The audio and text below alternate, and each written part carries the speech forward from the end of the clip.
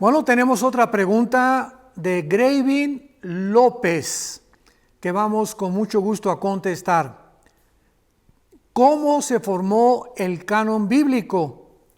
¿Acaso son confiables los concilios vaticanos que han habido desde hace muchos años? ¿Usted cree que se haya adulterado por el Vaticano o se hayan perdido libros que deberían estar en la Biblia?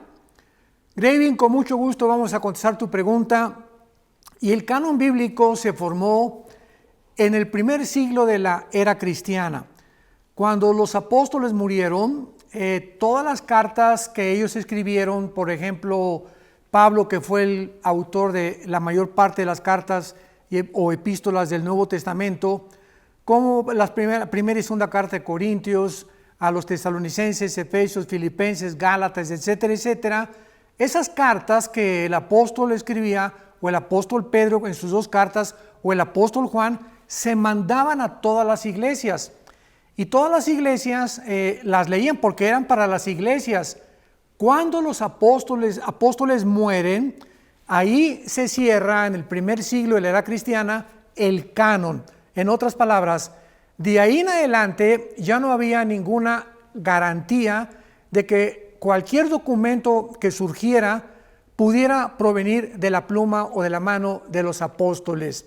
Entonces, por eso cualquier libro que haya surgido 300 años después de Cristo, como el Evangelio de Judas, el Evangelio de fulano de tal, tantas cosas que han surgido, no se pueden considerar canónicos, porque no hay ninguna forma de poder realmente comprobar de que estos libros fueron escritos por los apóstoles. Las Biblias católicas tienen 3 o 4 formatos. Una es la Biblia de Jerusalén, la Biblia de Torres Amad, y todas estas Biblias tienen agregados 10 libros que son los libros que no corresponden a el canon original de la Biblia, porque rayan en muchos anacronismos, en muchas contradicciones con los demás libros de la Biblia, y además con fechas y con nombres de personas. Entonces no se pueden considerar canónicos precisamente porque no se escribieron dentro del tiempo del canon de la Biblia. Ahora bien, esta es la razón también por la cual hay muchas versiones de la Biblia. Tenemos la Biblia de Reina Valera 1960, la antigua versión 1909, la nueva versión internacional, etcétera, etcétera. ¿Qué diferencia hay entre todas estas Biblias? Bueno, la esencia de todas es lo mismo. Todas tienen la misma consistencia, que la salvación es por la gracia, sin las obras de la ley, por la sangre de Jesucristo, y que la Biblia en sus originales no tiene ningún error.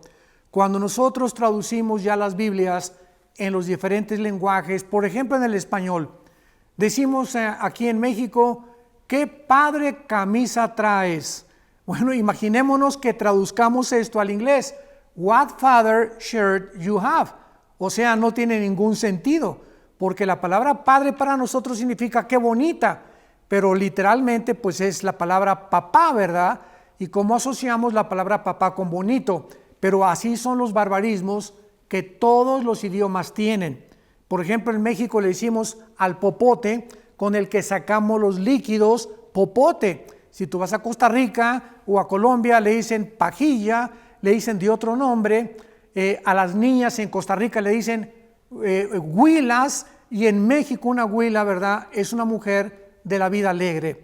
Entonces vemos que todos los países tienen sus barbarismos y su forma de expresar realmente lo que ellos sienten, y ahí estuvo el problema en la traducción de las Biblias.